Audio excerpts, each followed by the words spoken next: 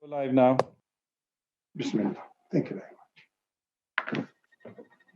Greetings to everyone, and thank you for joining us. Salam alaikum and Ramadan Kareem. Today we hope to engage with Dr. Ali Allawi and Shaykh Fadhlalla Haeri on something which every Muslim knows about and is also perplexed about, namely the decline of Islamic civilization since the onset of modernity, secularization, industrialization, colonization, and now globalization. Not only are we all perplexed, anguished, and some even angered by the impact of such a decline or crisis, but we find that we cannot reconcile history and outer events with what, in moments of prayer and stillness, we can feel in our hearts, which is the presence of God. I know I am not alone when I say that it is a daily challenge to balance the sacred and the profane between my identity as a Muslim and a world that, on the face of it, wishes me to bow down to another God.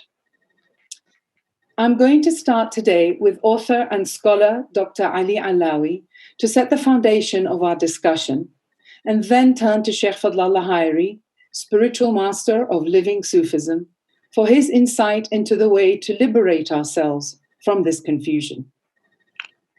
As Muslims, we have reacted in different ways to the eclipse of Islam as a civilizational force, some calling for reform, revival, or outright militant rejection of our absorption into one world system dominated by Western thought.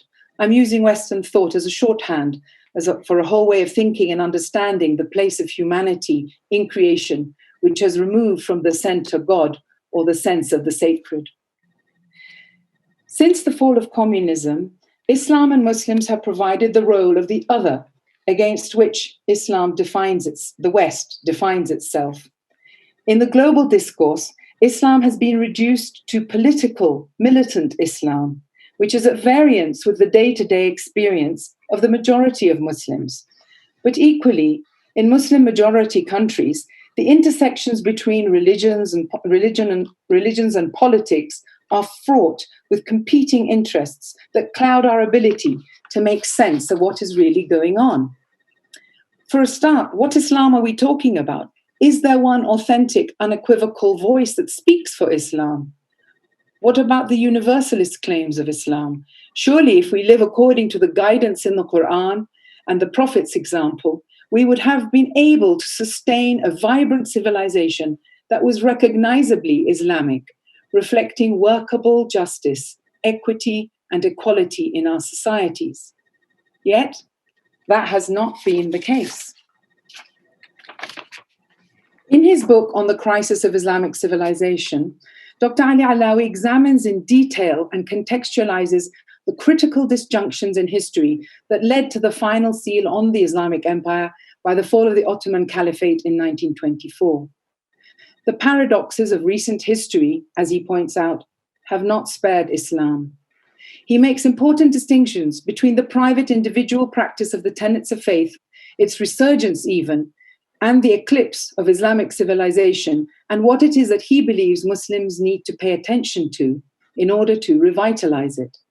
He emphasizes that Islam not only has an outer form that goes beyond good conduct and pious behavior, but also has an inner reality that is spiritual and, as he says, cosmological even. But that is an aspect that has been lost to many of us. Dr. Allawi, for the benefit of those listening and watching, could you please share with us the central argument of your analysis? How are we to understand this crisis? And in the time since you wrote your book 10 years ago, have you had cause to change or revise your conclusions or observations? Assalamu alaikum, one and all, and thank you, Mona Khanum. I wrote this book nearly a decade ago, really in response to a lifelong attempt to try to come to terms with the disjunction that took place in our mind and in our experience, both as individuals and as societies. And of course, in the period between, let's say, the 1970s and when I wrote the book 2010, enormous number of events happened around the world, many of them of great effect and some consequence. And a lot of them, of course, revolved around the Muslim world and the world of Islam and the way in which Islam apparently was unable to fit into the structures of modern societies. So in the last 10 years, of course, there's been another wave of huge global crises. Nearly all of them, one way or another, connected to Muslims or the world of Islam, from the rise of Daesh and the global effort, as it were, to put it down, the civil war in Syria, which really is an epical event in the mind of Muslims, and so on, the disintegration or the advanced decay of the nation states of the area. So the questions I posed 10 years ago, I think are still there. They haven't been satisfactorily resolved or put to bed. And when I started writing the book, I wanted to really answer three basic questions. First of all, could you speak of an Islamic civilization anymore, or have we broken down in a network of interconnected or disconnected cultural, national, and ethnic units? The second question I wanted to ask is whether a specifically Islamic civilization is a recurrent or a repeatable possibility, or is it something that has been forever lost? And the third thing I wanted to establish is under what condition can Islam's civilizational presence return to the modern world? And of course, overlying all of these concerns is really a much more fundamental question. Is in this organization of our lives and of modern societies, with all their complexities, institutions, tensions, is there really room for it, for the sacred or for the notion of the divine?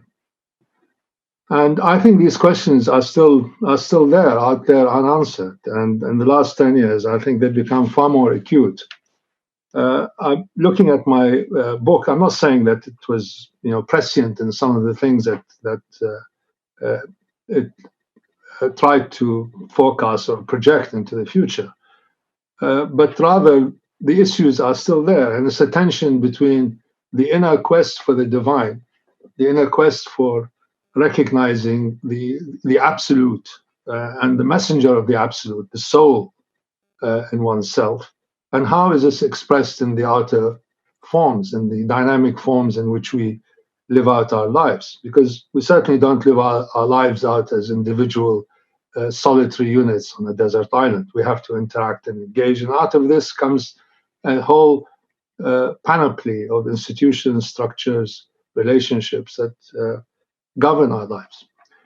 Looking back at the book, I really think that a lot of it is valid. In fact, a great deal of it is valid. The only area which I think I might have spent more time on, and I didn't, is the relationship between Islam and Islamic civilization and the question of race and ethnicity. Of course, it's all brushed under the carpet by saying that there are so many ayahs in the Quran, but that Islam is really disconnected from race and nationhood or ethnicity, unless it is related to taqwa and the knowledge of Allah subhanahu wa ta'ala. But this is, I think, a very important issue that has been ignored and brushed under the carpet, and I would have paid more attention to it now if I was writing the book again, or writing a second edition of it, which I hope to do, inshallah. So, in short, this is it. The questions that were put out there 10 years ago are still there, and probably in a more determined and a more affecting way than they were 10 years ago, because a great deal of things happened in the last decade that makes one wonder and ponder over the significant events of it and how it impacts on ourselves as individuals, as Muslims, and as the way in which we express our Islam in the outer form. Thank you. I mean, you take the fall of the caliphate as the the start of the decline, but the decline you also talked about started in the 18th and 19th centuries. But yet, collectively, in the popular consciousness of Muslims, we suffer a lot from nostalgia, looking back to, a golden age or a glorious past. What is it that what do you make of that? I mean, how can that nostalgia become a force for positive outlook for the future? No, I think nostalgia, in fact, is a very poor feeling or emotion to have, and it cannot be the basis of reorganizing and reordering one's life. It can give you some sense of solace, but beyond that, it is not really an organizing principle. I think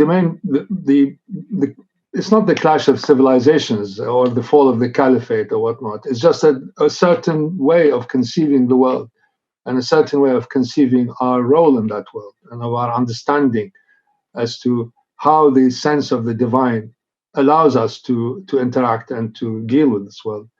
That was met by an entirely different premise, which basically privileged the outer forms, privileged power and technology, privileged military might, privileged organized institutions of state, and so on.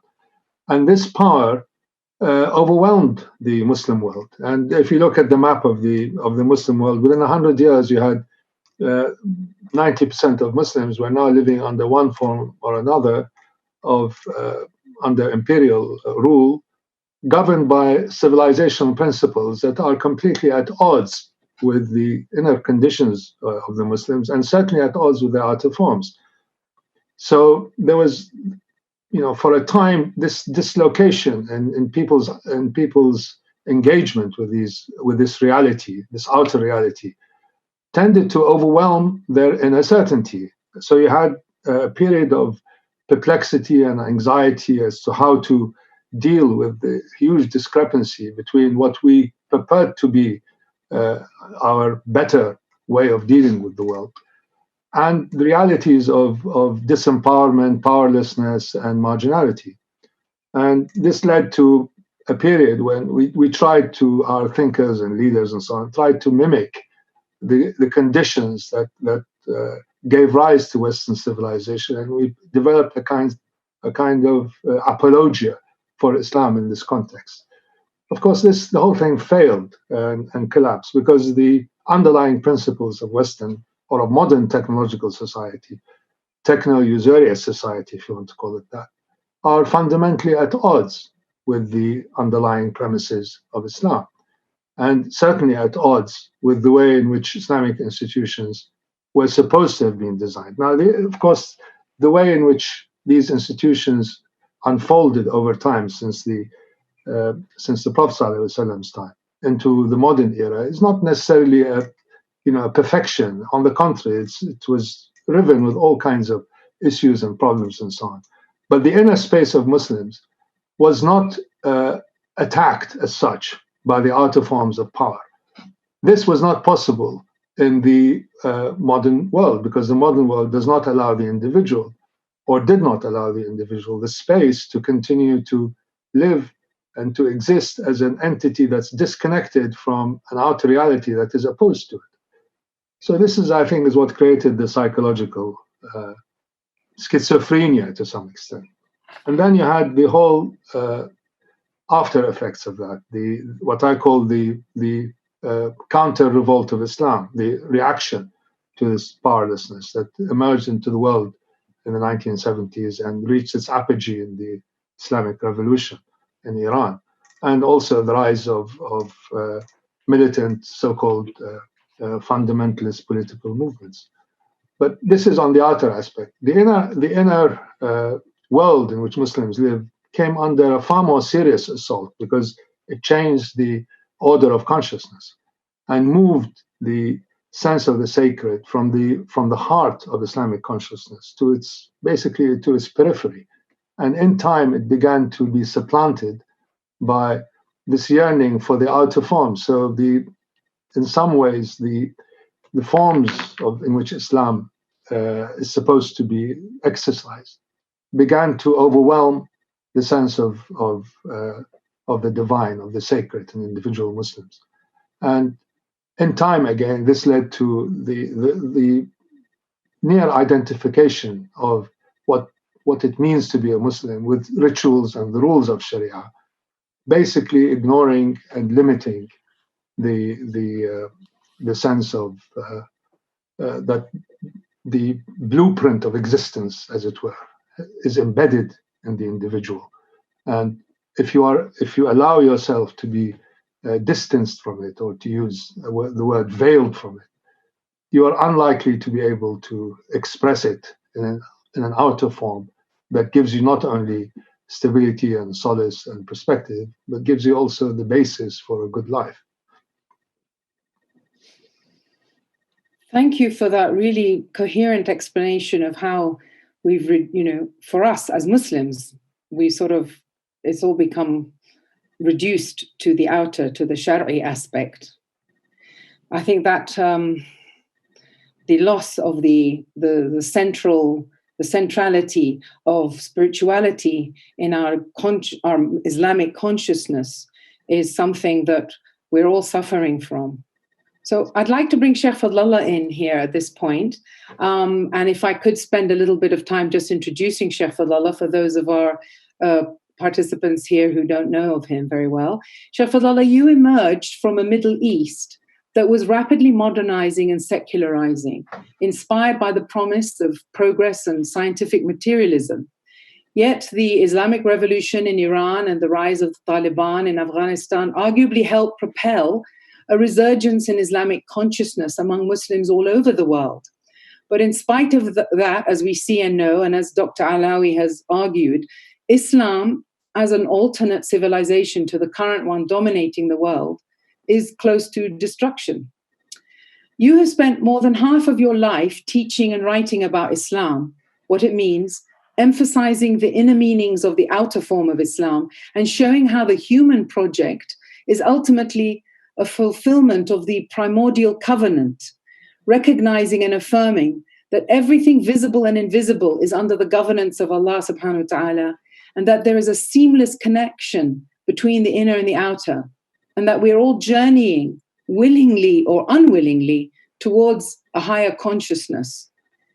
It is clear that the call to action embedded in Dr. Allawi's argument is not something that can happen within our lifetime or even one generation.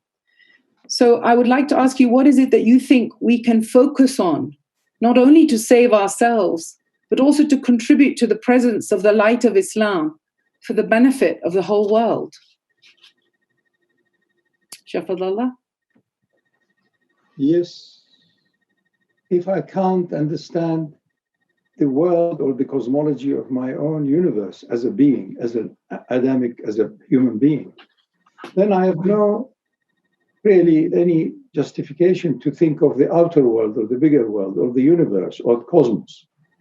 So if I don't begin to understand that I as an entity represent the absolute and the relative, represent the ever-changing and the ever-constant, represent evolution and the movement that occurred with the occurrence of life itself a few 100 million years ago in what was either a bacteria or a virus. And here we are waging wars all the time, war against this, war against that, war against... Yeah. But what about war against my fantasies, my stupidities, my illusions, my ignorances, my darknesses? So, and then we start classifying things because secular education has been mostly evolved and developed by the Western world in the last few hundred years. So our thinking and our way of trying to look at the order and disorder is very much based on that model, which is either growing, there's growth in it, there is development in it, or growth, development, and more and more and more. And here it is more and more and more. Look, and everybody's incarcerated in their house. They have holiday places, they've got tickets to go, and they're not allowed to go. And all due to a tiny little invisible virus. Now, we as human beings have evolved a great deal. If you look at it, even in the last 5,000 years, even in the last 2,000 years. So Islam is well and content and has permeated the whole world, but not as this idea of an Islamic state or an Islamic empire or what. It has served this purpose, and I think the whole situation is magnificent. 2,000 years ago, any tribal leader anywhere in the world could have done whatever he or she wanted, and that was because he or she made the law. Soon after that came amazing unveilings that all of human beings carry the same fundamental essence. So you have to respect it. And then with religions, they have to be given a name and an identity. It's a soul or a spirit or a divine presence. And therefore, if you kill one as though you have killed the rest, you're not allowed. So the universality of those understandings as to who we really are and who we pretend to be in a worldly sense began to permeate and seep through. And then what came with the Prophet Muhammad and the Quran was really taking the local and the universal and showing that now is a time that there is no more fresh news. That's why when I say there is no more prophethood, it's all been revealed that there is only one cosmic reality that envelops everything known and unknown, and it manifests on this earth, which connects with material issues, and these all have their own laws. You have to respect these. You can't just say, I'm not going to follow the law of gravity. You will break your legs. And within you, there is also that entity that wants peace, tranquility, wellness. So you suffer. And within you lies the most important drive not to suffer, not to be in pain, not to be in anguish, to be content. How can you be content if the list of your desires and wants is ever increasing? How can you be happy if you are unable to connect the infinite in you with the finite you, which began with birth and will end in death? Why is it that we always want the permanent? Growth. So once you have a secular situation where growth has become the mantra of day-to-day existence and a measure of success, then we end up like this, having so much excess, wastage, and only when we're shut down because of a virus, you begin to have few of the dolphins in the sea begin to enjoy themselves for the first time after we have nearly killed whatever there is alive around us. I differ very much in both what you and Ali said in that. If you view these events from sentiments, from association with grandiose schemes or empires and so on, of course there will be nostalgia. Of course there will be, all the time that illusion that I belong to so and so. The issue of belonging is primordial. We all want to belong. So then you realize that you actually belong to a family, you belong to a tribe, you belong to a language or a religion or a culture. Belonging and connecting is deep in us to ultimately take us to the point of being cosmic, not just universal. So until you find that you really belonged before you were even aware as to what the idea of belonging is. So it is essentially a transformative issue. And you can never separate the secular from the divine or from the infinite. The absolute is ever there. Now, we are going through a phase of a few hundred years of concentrating on the relative, on the bits and pieces of a bit of a science. Very clumsy. One barrel of material, of dust, has enough energy to blow 10 times, whatever the earth is. That energy is intrinsic. We just managed to unfathom a little bit of a, explosion through nuclear devices. Clumsy.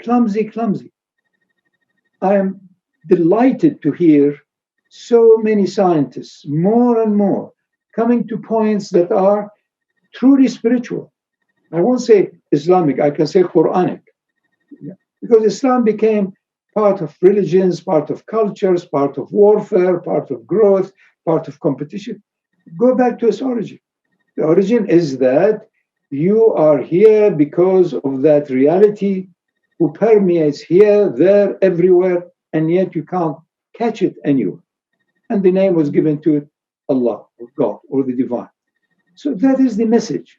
And that message is growing, permeating, and becoming more and more a source of true, if you like, joy and awakening through hundreds of other means. 50, 60, 80 years ago, a conventional Muslim would say, oh, this is yoga, don't go near it. On the other hand, now look, most of the young children, they like to practice yoga. They like to practice, the art of silence, the art of disappearance. What does it mean? Is there is enough of my mind, enough of my interacting with the outer world, ups and downs and good and bad. It's necessary. You can't deny it. So long as you are breathing, you have to accept the outer world. And I see the outer world is a magnificent reflection of the evolution of human beings. We're very clumsy and poor. Look, 300 years ago, there's so much impoverishment, so much abuse, so much. Of course, now with the explosion of number of people, of course, there will still be a lot of that. And most people react to it positively. In other words, all of us now as human beings constantly respond to reverence for life. We're obsessed with life.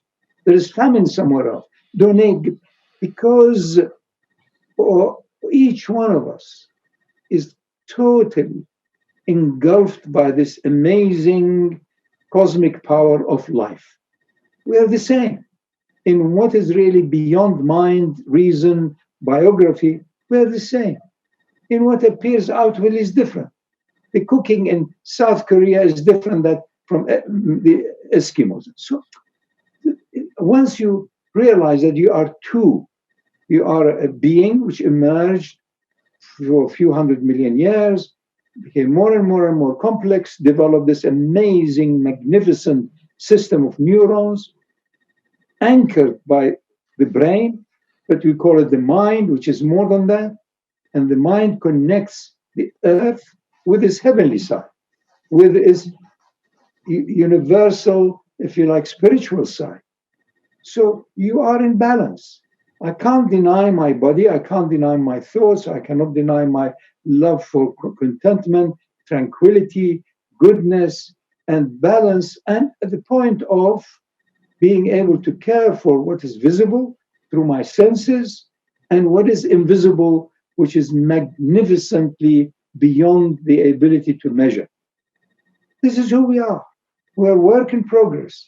So, and it is improving and improving and improving if you look at it with a bit of time scale, every few decades, so it's better than before.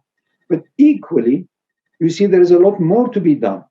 Less the emphasis on material, if you like, hegemony, and power, which brings about warfare.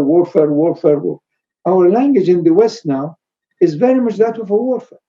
Dominate, kill the virus, kill.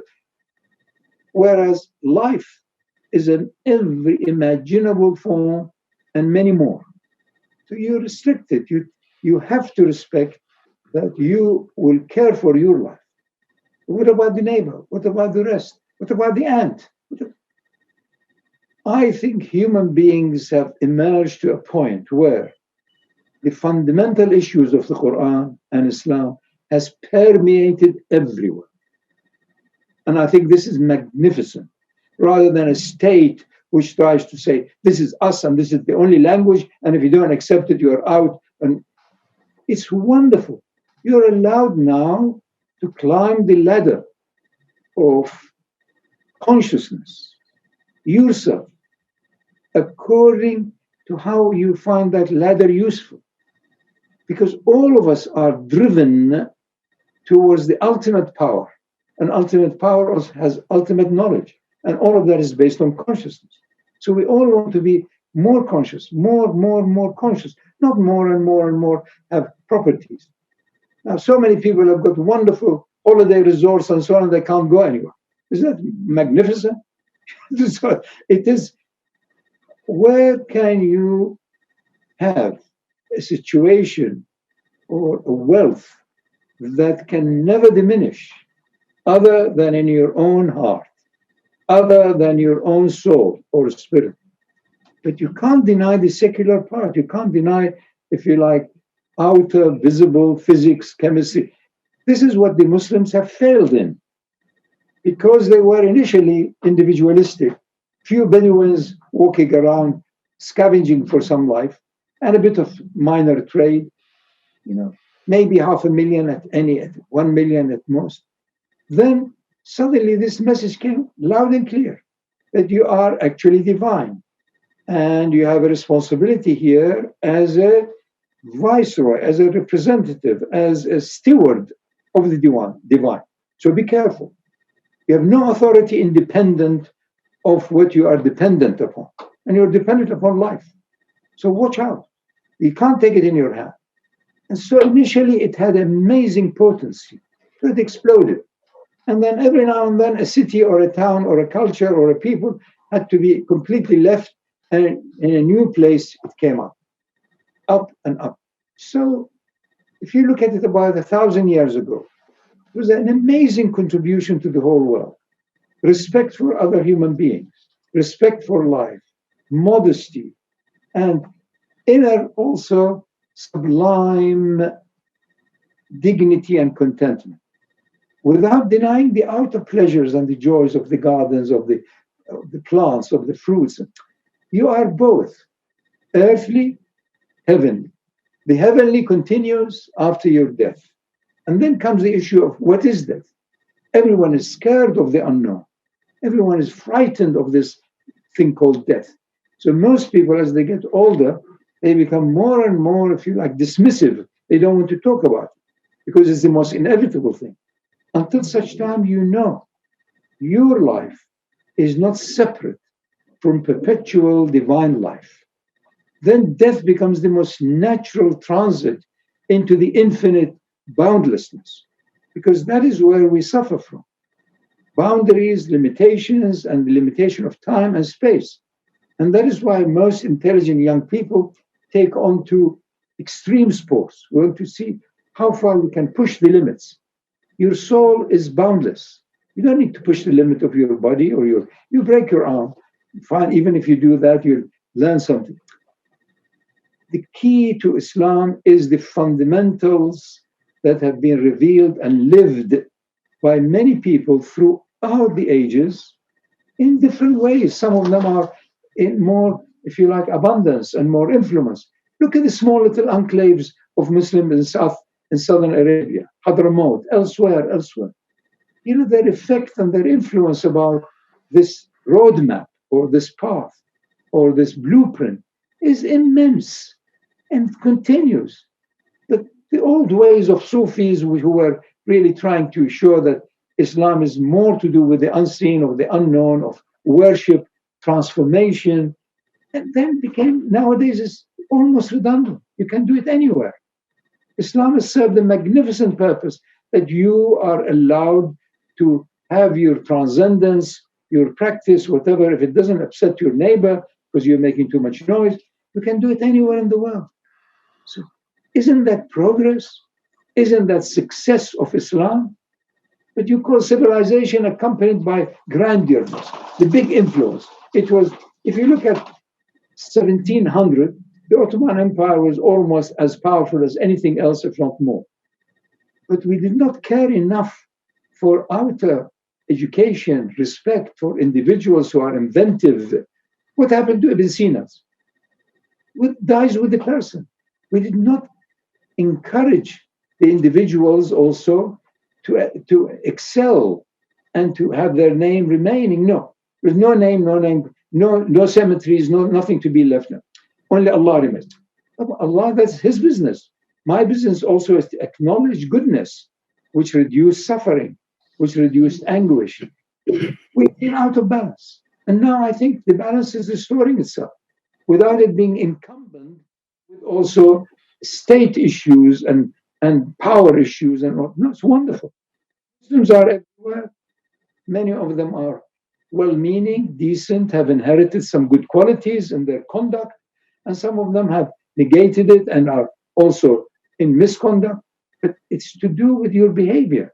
And if you behave well, you saved yourself from the evil that resides within us.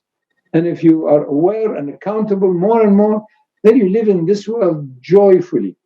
وَلِمَنْ خَافَ مَقَامَ رَبِّهِ جَنَّةً. And he, whoever is aware of the position of that evolvement towards the Lordship, towards God, you have two gardens. One is here, temporary. You need to care for it, help it a bit. And the other one is the liberation from the incumbencies of your body and your mind. So I think Islam has flourished, has grown, has been the most successful ever contribution to humanity and to everybody at large, without it having got one country or another. There is nothing wrong also in having different nation states, as long as it can accommodate different people, different also attitudes and different religions. Eventually you'll find there is no such thing other than accepting the absoluteness of the primordial power from which beams have emerged, known and unknown, heavenly and earthly. One of those beams is the human consciousness. It's one of the universes with multitudes of other multiverses. So if you accept that and you go in it, you go beyond contentment, beyond any measurable happiness. And then you come back to humanity, you say, what else could he do other than be a human? The human is there because of the divine. So acknowledge it and enjoy it and don't impose it. One of the biggest faults of enthusiasm is that once you have seen a beautiful moon, you want everybody to see it. Now the other person cannot see, they don't have the same, or they are blind. And look at the moon, look at the moon. You force them. La ikraha fi din. You can't force it. It's an evolutionary process. And it has evolved magnificently. But we are still imagining something from outside will come and lift me up. Because again, of the culture was of tanzil. It is up, down. From up comes down. What about from down going up? Both are in balance. So I am not just optimist. I really see the magnificent work behind, if you like, the scenes. And we are at the best possible times ever in this world now. And 10 years ago, I would have said the same thing. So it's that you see the magnificence of timelessness of time. You don't deny the clock, the hour, the time of the year or the month, but more than that, you acknowledge the timelessness which envelops all. I really must say that I have been so impressed by what I see around me in the present day, from magnificent scholarships of individuals, of groups, more and more and more and more and more and more. And the work of people like Ali Allawi, the work of what many, many others are doing in their own way, is tremendous help for us to move on, accept what happened, analyze it, synthesize it. And of course, there were people who tried their best and failed, others who tried their best to make it even worse, and on and on. This is, if you like, the battle of the right and the left and the up and the down and the seen and the unseen. We are in that evolutionary process. We are work in progress. Amazing emergence from science. I am far more optimistic about Tawheed, about the unitive totality, timelessness of it from science, where a group of scientists recently, amazing declarations that in truth, you don't have any freedom. It's all self-organizing. Consciously or otherwise, you thought of something, you wanted something, you loved something, you wanted to acquire something, it will affect you. You can't escape from the connectedness of the five outer senses and how they are processed by your inner senses and your mind and memory and your outer actions. Dangerous, dangerous, dangerous. And that's why so many religions said, look, you have to close your eyes or go to a monastery or go into the Kaaba in your own heart to neutralize. Otherwise, it will afflict you. You will spend years trying to do something you don't know why. You are running after having a house with huge pillars or something. Because as a kid, or to become a judge or a policeman, because as a kid you thought, you imagined this was power or this is something. We are not who we think we are. And yet we are to a small extent who we think we are. So have fun. You must have spiritual fun. You must have worldly fun, which is illumined by heavenly lights. That's what it is. There is no, if you like, incongruity in that. There is no division in that. It is the unitive truth behind all of the dualities, multiplicities, and all of them. They're wonderful. All of them have emerged from the one, returning to the one. You have in the Quran the most amazing ayahs that heavens and earth were one, seamless. Then we split them. Isn't that an incredible? Try to work that out. And wherever you go, Allah is with you. Whatever you see, you are seeing it through the primordial sight that you were given, which is inner sight, nazariya. I mean, amazing, amazing. If this is not joyful, I don't know what else. Then the distractions come and the material obsession, because we are still emerging from our evolution as animals. So they're still there. Awful that scientism or that obsessiveness with only the hard and the no, the hard and the thing, all of it has emerged from pure energy. So give it attention, don't deny it, but also don't dwell upon it because it is transitory. A solid object, a piece of granite rock, is frozen energy for a while, and it is also work in progress. Put things in perspective. And so I think it is magnificent that we can now, also from around the world, connect like this to remind each other, don't deny the visible. The visible is the outer manifestation of the magnificent cosmic truth of most of it is invisible. That's fine. And be real. And live in the moment. And don't deny a bit of the memory of a biography. That's all. And the more you're humble in the outer sense, the more your ruh shines upon you and tells you there is only me, there is only it, there is only the one, and you're here in order to be in awe of that amazing, amazing, amazing gift of gifts, which is miracle. Don't deny also the other small things you have to deal with. Put it in its right place, close the door, allow for the air to whatever. These are simple issues. You are given a bit of a chance to play the little God. I can move my hand. I can stop it. I can stop talking. But who is the you? The real you is your own spirit. And the so-called you is your soul, is its shadow. Don't deny the shadow. But the shadow only indicates the light that gave it that illusory identity. Don't dismiss it. Don't say it never existed. No, it had a temporary existence within space and time, emerging from boundlessness, no space, no time, via space and time, back again into that. What a magnificent story. That is what Islam is. The rest are all peripheral. Islamic cultures, Islamic civilization, they're fine. They come and go and manifest and demanifest. The present moment we are living in is glorious.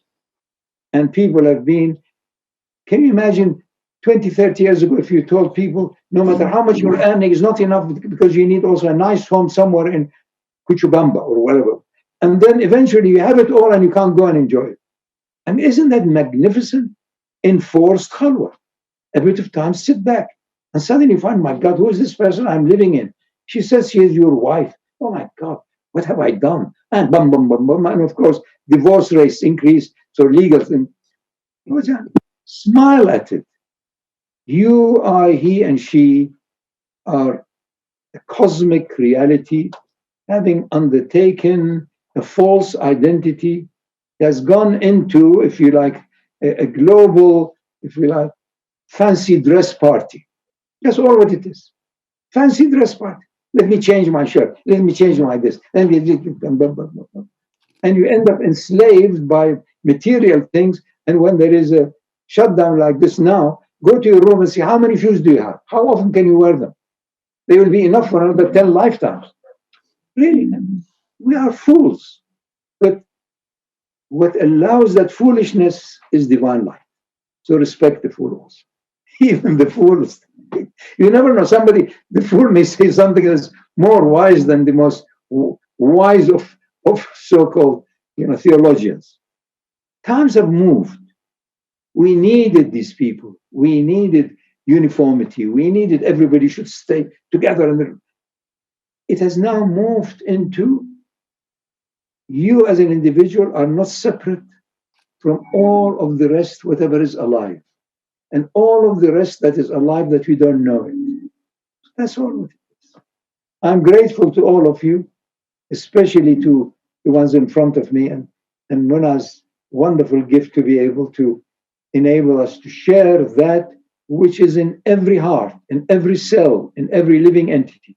And for my dear, dear, dear friend Ali, who really I adore and I respect. Thank you, Shaykh Fadhlalla.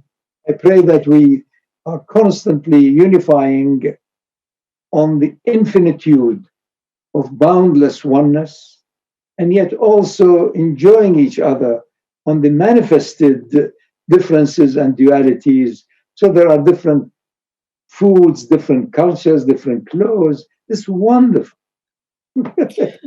MashaAllah. Dr. Allawi, what do you make of Shaykh Fadhlalla's incredible meta view and positivity in relation to what you were talking about? Well, as you said, it's a wonderful perception and insightfulness. It's very difficult to take any, not that I want to take any issue with it. There's always a but. I hate to use the word but when I am in the presence of Shaykh Fadhlalla, but I will, with your permission, Shaykh. What Shaykh is talking about really is the world of a person who has gone beyond the constraints and boundaries of life, of terrestrial life, let's call it that. And his or her awareness and consciousness is rooted in the eternal. So all of these are just blips, very small blips on a radar screen that has really no bearing in terms when seen against the backdrop of eternity and seen against the backdrop of Azaliya and against the backdrop of Samadiyya and so on. So it's absolutely correct what Shaykh Fadhlalla is saying, and it's what he's mapping out. I was just, as he was talking, I said this is his empire. This is what I would call the virtual empire of consciousness. But in the virtual empire of consciousness, which is where all of these wonderful qualities that are embedded in the individual flower and basically in complete submission to the one, to the absolute, and a constant process of trying to rise in order to be able to glimpse or have glimpses of what it means to be in the realm of the eternal, which is what the purpose of life is for those in that state of relative consciousness that has moved to the end or the boundaries of material existence. But the world that we live in, of course, requires that we have to the boundaries, the boundedness within which we are found, imposes upon us, I think, a requirement, a need to be able to interact and to be able to act and to be able to move. These wonderful states of being, wonderful states of awareness and consciousness cannot really be crystallized or realized in a context where there is constant outer aggression and constant outer oppression that makes it difficult for an individual to reach that state, knowing that that state exists. We all know that there is that state, and we all know that in the end, the affair returns to Allah subhanahu wa ta'ala, and we all know that we have a finite presence and that we are seeking the infinitude of being, and that the purpose of life is that. We all know that. But when you are constrained and confined, and when you are oppressed and attacked, and when you are put in a context where the outer overwhelms your ability to do that, it is very, very difficult to create the space. That's why it takes far more effort and far more energy, and the end result is balance. There is a balance between the inner awareness and consciousness and the outer vajij, the outer noise, and the outer disturbances, but at a higher level. When you talk about looking back, it's not that it's somehow there's a golden age or there was a period of time when things were better and men were better and women were better. That's not true. Except that if you take, for example, the Quranic experience as it unfolds, the Quranic phenomenon as it unfolds into history, which is the way that people interact with it, they have to interact with it, not at the level of the absolute. This state of virtual empire of consciousness, which was the state of the original Meccan community, was about to be obliterated physically. Now, of course, it's not obliterated, so they had to move. So you had to move in a way where that condition, that state, has to be expressed in the form of structures and the form of relationships and rules and grounds and conditions for interrelating and interconnecting. You cannot connect in a chaotic environment through, you can if you have an empire of consciousness. If everybody's on the same or nearly the same or is moving in the same direction to crystallize this approximation, which never happens. It's like epsilon going to infinity. It never happens. Relative consciousness, what Shaykh Fadhlalla calls conditioned consciousness, can never reach absolute consciousness. And we can never be able to understand it. We are given glimpses of it in order to keep the engine moving. So it's a process. But we are told to act. And action requires, we have to deal with other people. We have to deal with people who are not necessarily at the same plane of existence, at the same plane of consciousness. They have the ability to reach that, but they're not. Demonstrably and manifestly not. Hence the need for rules, hence the need for structures, hence the need for institutions, hence the need for a form. What Shaykh is talking about, as you express this the virtual empire into a real empire of consciousness, people still have to be governed. Now, I accept what Shaykh Fadhlalla say, absolutely. It doesn't have to be in the context of a state.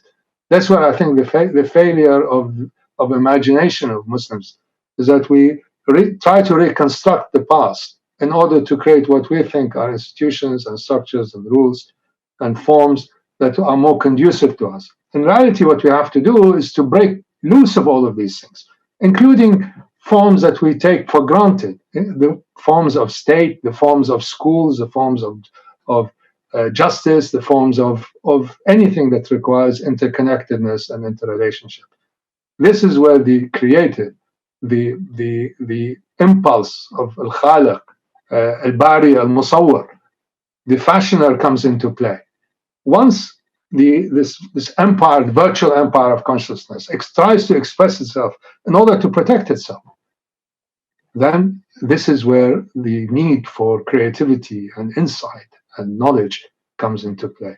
The worst form in which it can be expressed is nostalgic. The worst form it can be expressed is to try to recreate the huge Islamic conquests of the 7th century. It's not going to happen. All the empires that if it only wasn't for the Battle of Las Navas, all of Europe would be Muslim. It's really irrelevant now because this is then and now it's now. And Allah tells us in the Quran, look around you, take these examples of the past. Not so that you try to replicate them, but to avoid their errors.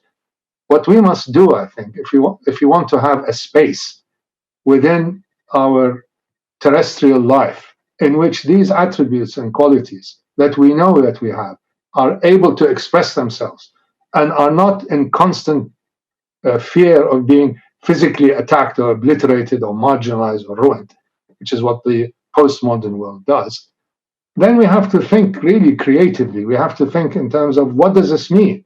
What does it mean to be when you recognize that there is only one source, and in the end, the affair returns to him. You have to ask yourself that in this allotted period of time that you have, what are you supposed to do?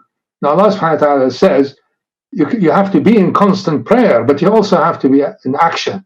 And there is a form of balance required in our life. I think this is where the failure, this is what I refer to as civilization. The civilization that we had before is a civilization of the historians, civilizations of the chroniclers, civilization of those who have inherited certain cultural norms and practices. But that's not what the civilization I'm talking about. That is, what I tried to do is to write about and chronicle the past. What we need to do in the future is to because what we have now is outer powerlessness, outer impoverishment, outer I'm not talking about Muslims, I'm talking about those who actually are in a state of moving their consciousness from a level of the most primitive to one that approximates or reaches the glimpses of the absolute. What does this mean? How are we going to, what does it mean in terms of, do we organize ourselves outside of the framework of politics? Can we have a politics in this world? Can we have an aesthetic for this world? Can we have a culture for this world? Can we have a system of laws for this empire, virtual empire of consciousness? If the answer is no, and we should just accept the existing forms, then we have to also be quite clear that at the present moment in time that we are in, this becomes increasingly more and more problematic and difficult, because the outer world is not structured by you, it's structured by others. So I think, I don't know if the Shaykh will agree with me, but the process is right. You have to go to Mecca before you go to Medina, which is what the paradigm which we've always used before. And Mecca requires that you evolve your consciousness as far as possible, to the point where you begin to see glimpses of what you think is the absolute. You're never going to know it. You're only going to know its presence and its reality, but you're never going to know its essence. Essentially, it's not possible to know. Does this require that we interact and engage with people who think like us? Are the 1.6 billion Muslims in this world on this escalator of rising consciousness or not? If they're not, then they're not no longer, as far as I'm concerned, Muslims in the sense that they hold an inner reality and an outer capacity. They are Muslims only in one aspect of it. So we have to recreate, as it were, this Meccan community of people who are on the upward path of this escalator. My main fear, I'm sorry, is that the Sheikh obviously sees it in terms of a person who has reached very near the knowledge, not the knowledge of the absolute, but knowledge of the certainty of the absolute. There is, I think, the outer world can overwhelm and can reduce your ability and the self to be able to recognize the features inside it that allow it to go on this escalator. So in fact, it's like going on a down escalator up. That's what the modern world does. You have to exert more effort and more energy. My contention is that you can form a framework of people, like-minded, like-hearted, that would allow this process. Instead of you going against this escalator, you go with the escalator. And I think for that, you do need to have outer forms that are responsive and are not destructive of that. And they are not necessarily related to the outer forms that our ancestors or antecedents had. In fact, very, very likely, they have nothing to do with them. So to me, the Sharia, the new Sharia, is needed in order to allow for the protective barrier that this empire of consciousness needs. An outer empire needs an army to protect itself. It has to. And needs state structures and laws. This is what outer empires have as a necessity. The inner empire that the Sheikh refers to also requires that, I think. Not necessarily in the form of guns but it needs to have structures of governance, structures of law. You have to reimagine all of these things. Now, in the past, people did physical hijrah. They moved from A to B, right? And as the Quran says, Allah wasi'ah. But the ard of Allah is the entire cosmos. It's not just this little planet of ours.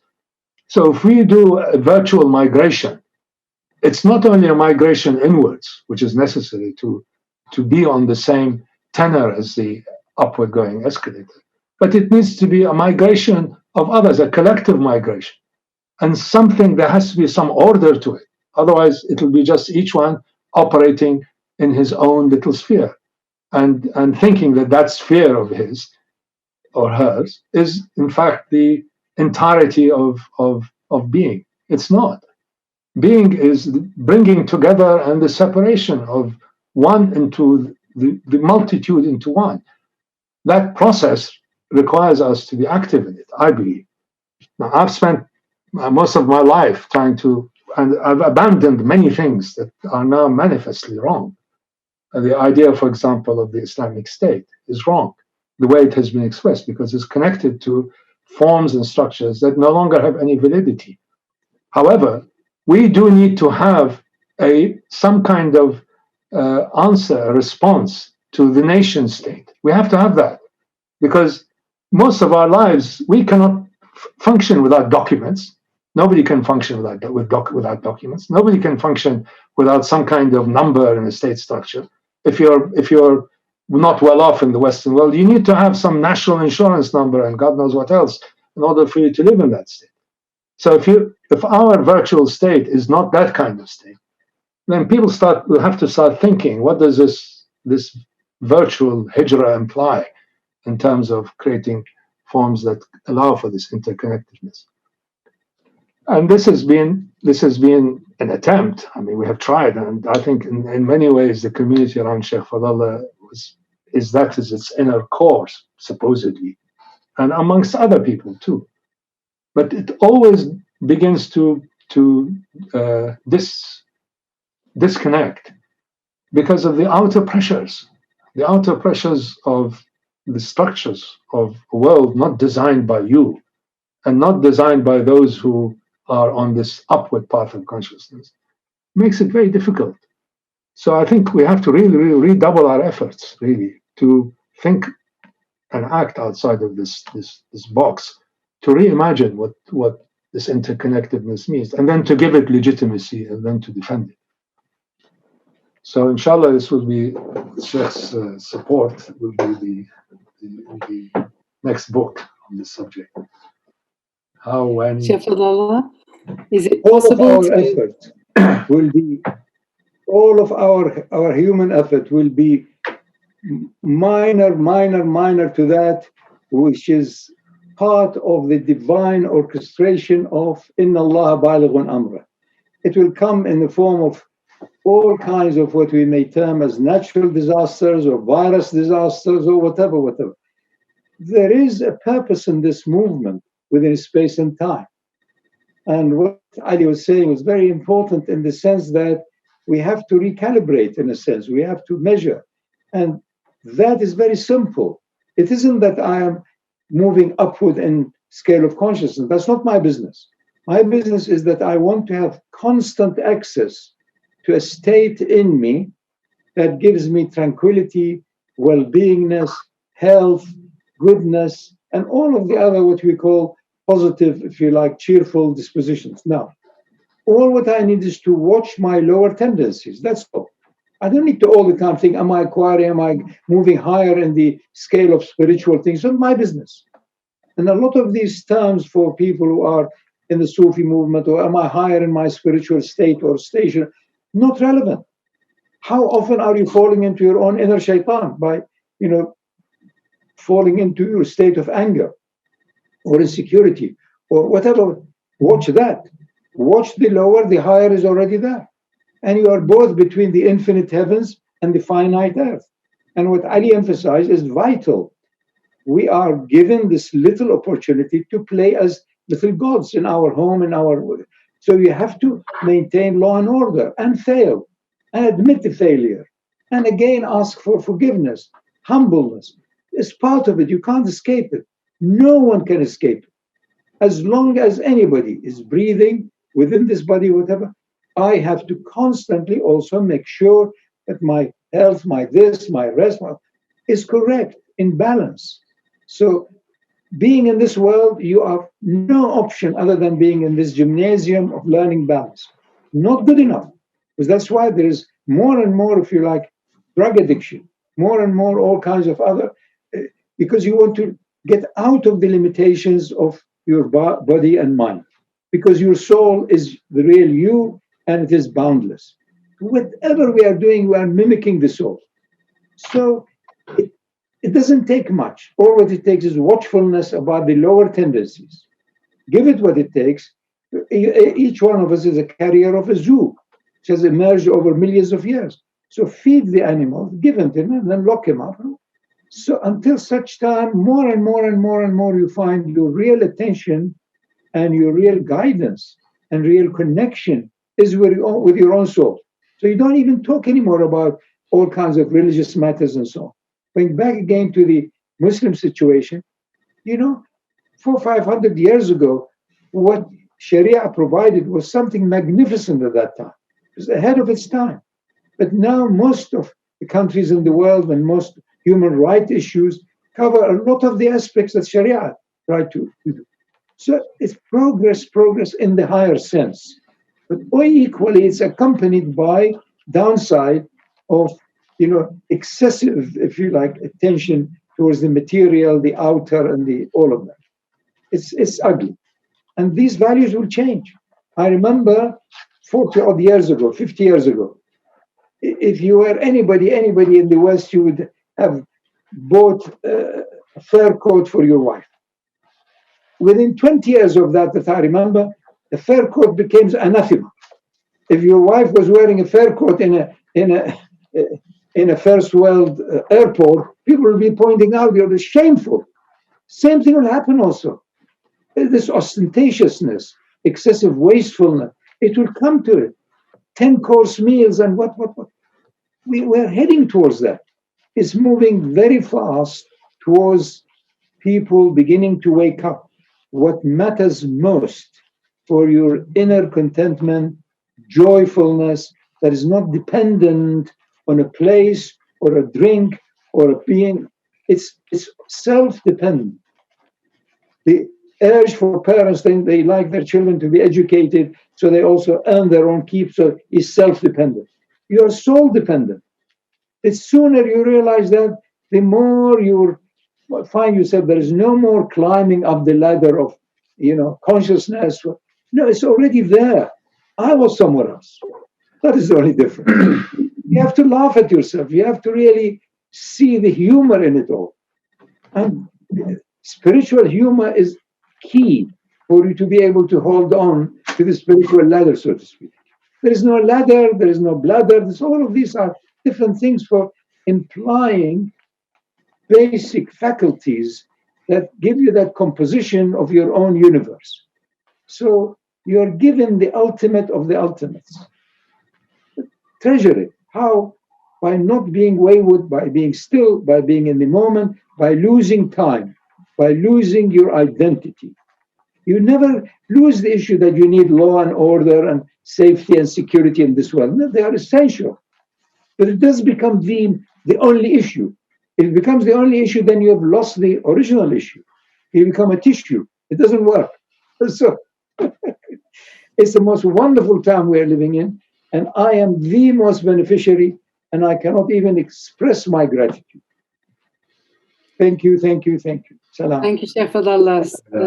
Dr. Allawi, would you like to say anything in response to that before we... I can only just reiterate in a very poorer echo of what Shaykh was saying. There's no question about that. What Shaykh was saying is absolutely true. It is a virtual, not a virtual. The requirement is that I think we have to rediscover within us the capacity for creativity, for fashioning a world that is appropriate to our condition, to our circumstance. And our circumstance is the map is there. The map is there. As Sheikh said, we were elsewhere. So we walk out of the map, and what we need to do is to walk back into it. But we walk back into it with some attempt at being creative, at being original, and creating an enabling environment for us to thrive, so that we don't stray away from this map anymore. Inshallah. Thank you so much, both of you, for illuminating the historical cartography of Islamic history and also the history of humanity, in a sense, and its potential and project. Thank you, Shaykh Fadhlalla, for sharing your hopeful optimism and reminding us of the essential aspect of humor. And Dr. Allawi, thank you for your discerning analysis. And I had a sense of that there is a sort of a dissolving of the Islam identified with history, morphing and merging into an Islam identified with the potential and the light in humanity. And for that, I pray that that is what we begin to witness and see and unfold, attending to both the individual and the collective, inshallah.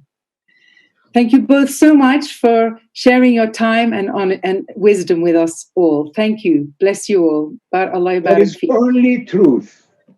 There is only the absolute. But that absolute also appears in the relative.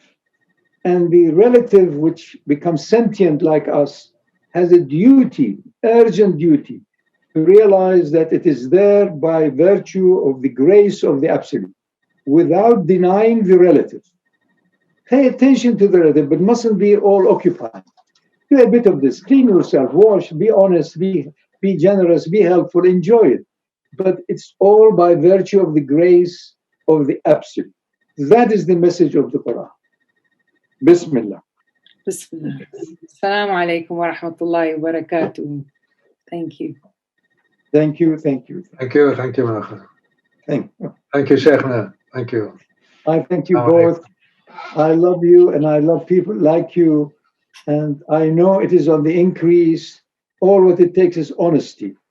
And honesty goes in small degrees. At first, the child, when he has taken the chocolate cake, said, no, I didn't eat it, although the chocolates are all around the face. Bit more honest, bit more honest. What is ultimate honesty? It's haqq. Honesty, there is none other than the one. Take honesty to its ultimate. Take loyalty to its ultimate. Take any of the great attributes. It's haqq. That's all. And enjoy it. And there will always be people with whom you can respond, and they'll be like clear mirrors for you and so on. And you move alone, you make hijrah alone, and you find suddenly you made hijrah with all of the people of Musa around you, with you. And Fir'aun also remains screaming, but also his body remains as a sign that, look here, there are people on this earth who take on an aspect of God, but they are not God. They have not the humbleness. Enjoy it. We have it all. We have to live it all. Thank you, thank you, thank you. Thank you very much. Wassalamu alaikum wa rahmatullahi wa barakatuh.